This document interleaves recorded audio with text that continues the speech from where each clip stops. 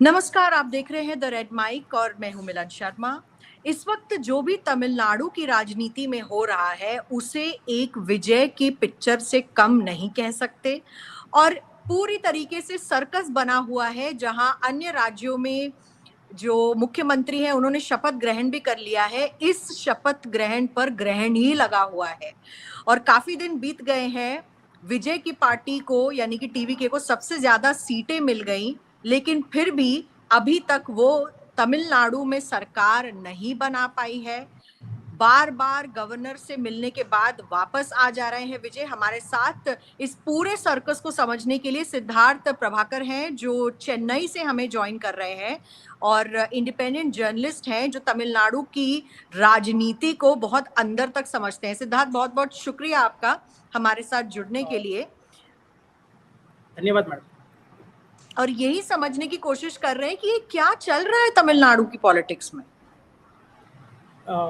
Ma'am, ये तमिलनाडु की politics में ये बात है कि जनता ने किसी भी एक पार्टी को पूर्ण बहुमत नहीं दी है और तमिलनाडु के पॉलिटिकल सिनारियो में ये बहुत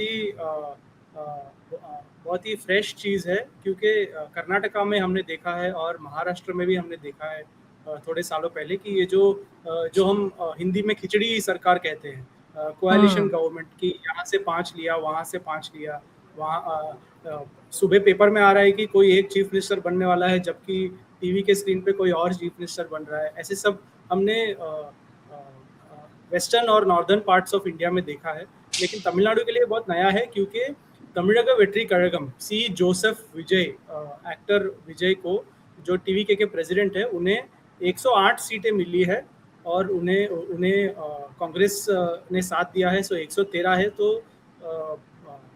बेड़ा पार जो हम कहते हैं हिंदी बेल्ट में, वो उसके लिए 118 की ज़रूरत है, तो उन्हें और 5 सीटों की ज़रूरत है। तो लेफ्ट पार्टीज़ ने उन्हें बाहर से सपोर्ट किया है, तो उन्हें और 2 एमएलए वीसी के विडदले सिर्तेगल, जो दलित पैंथर्स का जो यहाँ का उस पर बेस की हुई पार्टी है, वो उनको साथ दे रहे हैं, नहीं दे रहे हैं, कितना टाइम ले रहे हैं, उनकी मांगे क्या है, उन्हें डेप्यूटी चीफ मिनिस्टर चाहिए या कुछ और भी चाहिए, ये सब कंफ्यूजन की वजह से जो आज 11 बजे को अलायंस सील होना था, गवर्नमेंट फॉर्मेशन का लास्ट स्टेप होना था, वो अभी और भी डिले हुआ है।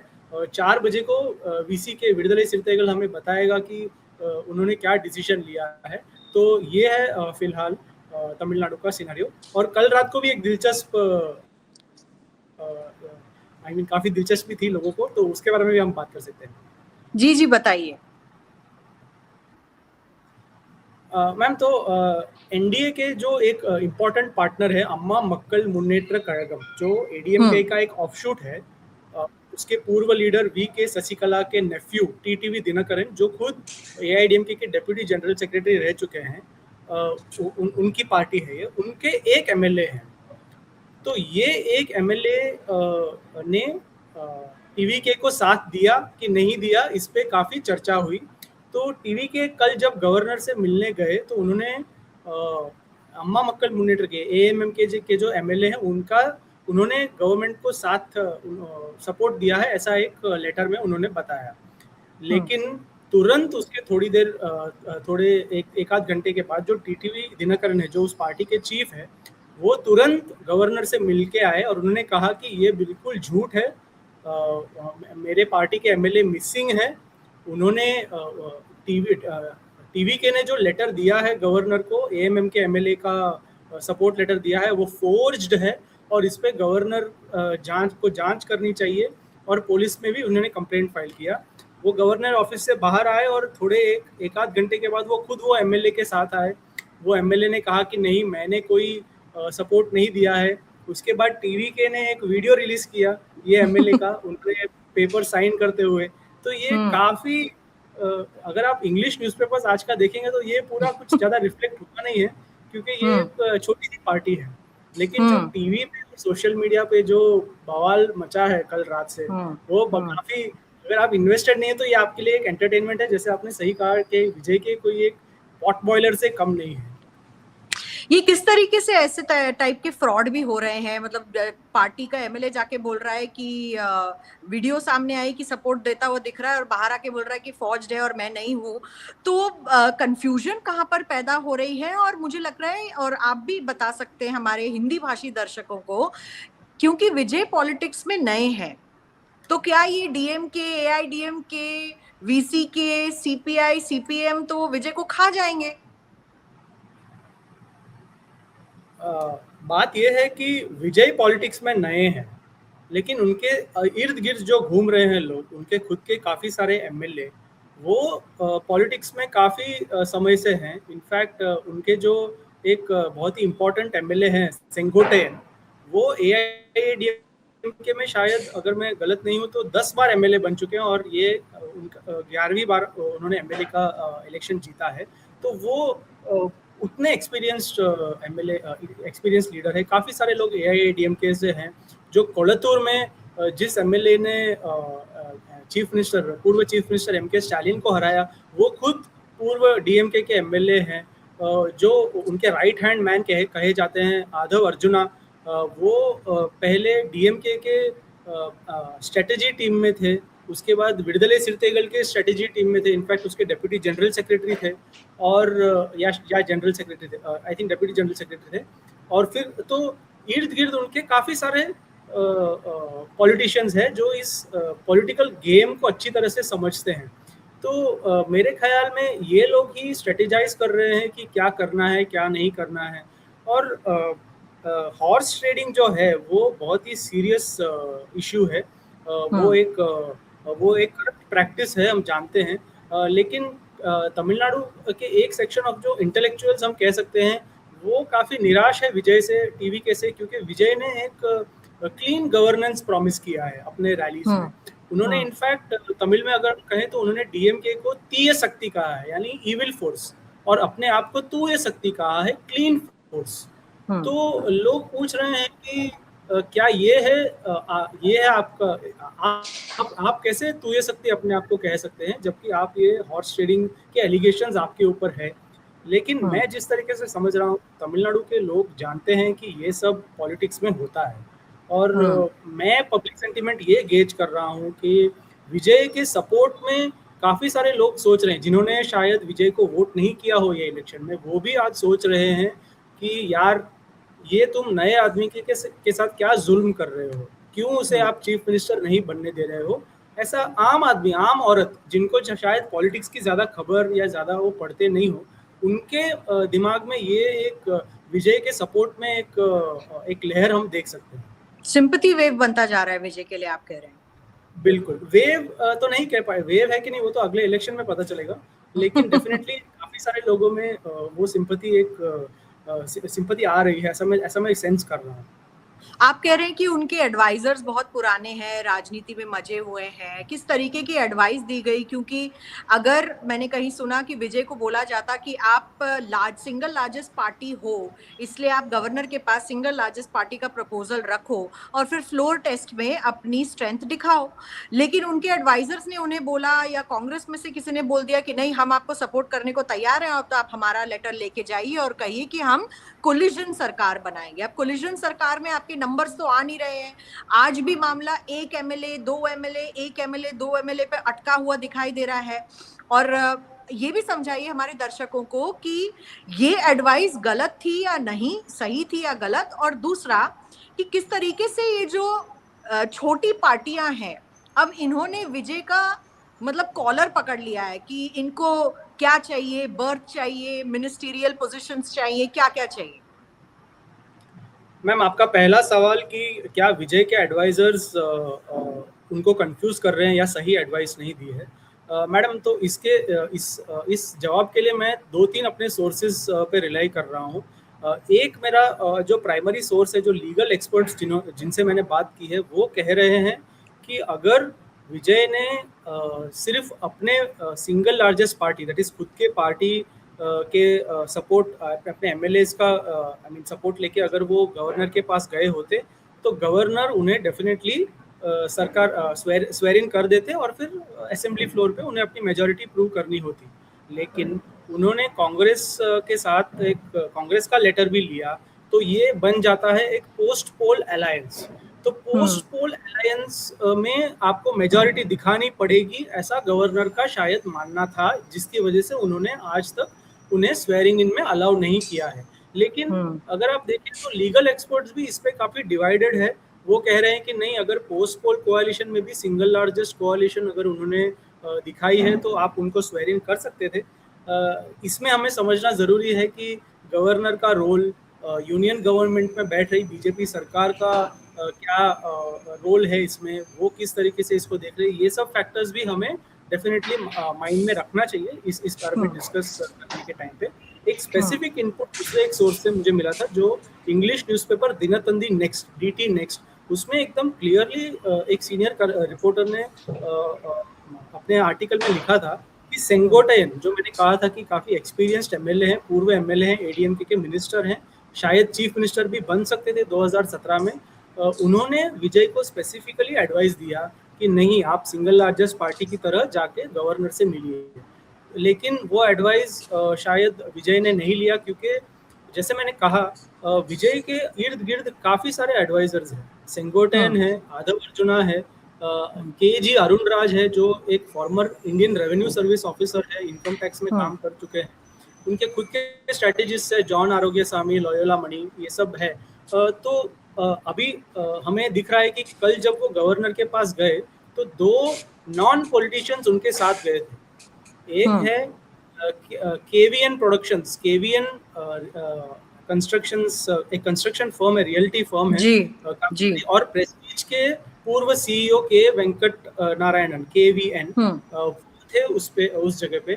और दूसरे थे एक विष्णु रेड्डी, जो विजय के काफी क्लोज फ्रेंड है, खास दोस्त है, और वो एक शायद उनका एक ग्रेनाइट माइनिंग का एक बिजनेस है। तो ये 2 लोग विजय के क्लोज सर्कल में थे, ऐसा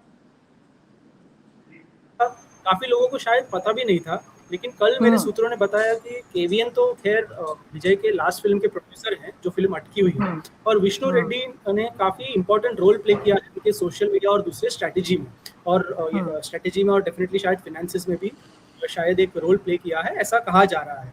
तो हमें दिख रहा है कि हमें धीरे धीरे पता चल रहा है कि विजय के इर्द गिर्द कौन कौन है, और इस पे काफी सवाल उठाए जा रहे हैं, ऑपोजिशन भी उठा रहा है, और जो थोड़े बहुत लोग हैं जो सोच रहे हैं कि नहीं, ये क्लीन गवर्नेंस देंगे, तो उन्हें भी काफ़ी ऐसे ताज्जुब हो रहा है कि ये कौन है, ये सब लोग कैसे यहाँ आए हैं। ये पहली बात है। मैडम, आपका दूसरा सवाल था कि छोटे पार्टीज क्या विजय का कॉलर पकड़ रहे हैं। मैम, ये कोalition सरकार का एक सच है कि अगर आपके MLAs if they can make और ब्रेक द गवर्नमेंट, तो आप कुछ भी मांग सकते हैं। हमने शायद ये कुमारस्वामी के साथ देखा है जेडीएस कर्नाटका में, कि शायद स्मॉलर पार्टी होकर भी उन्हें चीफ मिनिस्टर का रोल दिया गया था। तो इस तरीके का सीन यहाँ प्ले हो रहा है। जो वीसी के है वो उसका तमिलनाडु के प्रोग्रेसिव पॉलिटिक्स में काफ़ी इम्पोर्टेंट रोल है, सोशल रिफॉर्म में। उन्होंने एंटी दलित वायलेंस के अगेंस्ट काफ़ी डॉक्टर तिरुमावलन जी का जो सोशल करियर रहा है, उन्होंने एंटी दलित वायलेंस के अगेंस्ट एक ज़बरदस्त एक्टिविस्ट के रूप में वो उभर के आए थे। कास्ट किलिंग्स, दैट इज जो ऑनर किलिंग कहते हैं, उसके अगेंस्ट उन्होंने काफ़ी स्ट्रॉन्ग प्रोटेस्ट किया है। दलित के पॉलिटिकल इमेंसिपेशन, इलेक्टोरल पॉलिटिक्स में इन्वॉल्वमेंट, उस तरीके से उनका एक काफ़ी चेकर्ड हिस्ट्री रहा है, उन्होंने काफ़ी काम किया है उस पर। तो ये कोई ऐसी वैसी छोटी मोटी पार्टी नहीं है, ये बहुत ही एक आइडियोलॉजिकल पार्टी है। इनफैक्ट डीएमके से ज़्यादा आरएसएस बीजेपी के हिंदुत्व को वीसीके ने ज़्यादा बड़ा टक्कर दिया है। इनफैक्ट अगर आप आरएसएस बीजेपी सर्कल्स में बात करेंगे तो वो तिरुमावलवन को डीएमके से ज़्यादा नफरत करते हैं, क्योंकि उस तरीके से उन्होंने आरएसएस हिंदुत्व बीजेपी के पॉलिटिक्स का और सोशल आइडियाज़ का उन्होंने विरोध किया, उन्होंने कॉन्फ्रेंसेस किए हैं। तो इस तरीके के लीडर है, वो काफ़ी टॉल लीडर हैं तमिलनाडु के। तो ऑब्वियसली उनके पास जो 2 है वो सरकार को या गिरा सकती है या बना सकती है। तो ऑब्वियसली मेरे सूत्र कह रहे हैं कि वो डेप्यूटी चीफ मिनिस्टरशिप मांग रहे हैं, अपने 2 एमएलएज के लिए मिनिस्ट्रीज अलग मांग रहे हैं, और खुद तिरुमावलवन ऐसा शायद चाहते हैं कि जो विजय एक सीट रिजाइन करेंगे उस पर वो खड़े होंगे, ऐसी मांग की जा रही है। ये बात अलग है कि वो पार्टी के जनरल सेक्रेटरी ने अभी 5-10 मिनट पहले एक स्टेटमेंट दिया है कि ये जो मांग वीसीके की मांगों के बारे में जो आप न्यूज़ फैला रहे हैं वो बिल्कुल गलत है। तो ये भी हमें इस समय बताना चाहिए, बताने की जरूरत अच्छा, वो खुलकर नहीं तो बोल रहे हैं ये कि है प्रॉब्लम। हाँ, वो खुलकर नहीं बता रहे हैं कि बैक चैनल टॉक्स क्या हो रही है। जी जी जी। और दूसरा लेकिन कि डेफिनेटली बहुत जी बैक जी चैनल बोलिए। टॉक्स नहीं, बैक चैनल टॉक्स डेफिनेटली जारी है। बैक चैनल टॉक से ये भी जो बड़ी खबर उड़ी थी वो ये थी कि तमिलनाडु के इतिहास में पहली बार डीएमके और एआईडीएमके डेस्परेशन में साथ आने की बातें कर रहे थे। मैंने एक स्टेटमेंट देखा था, एक एमएलए है, correct me if I am wrong, माँ बेबी, हाँ ये नाम है इनका, तो कह रही थी माँ एमए बेबी बेबी। की, हाँ MA baby, I am sorry, तो वो कह रही थी कि हमने सोचा था कि ऐसा हो सकता है।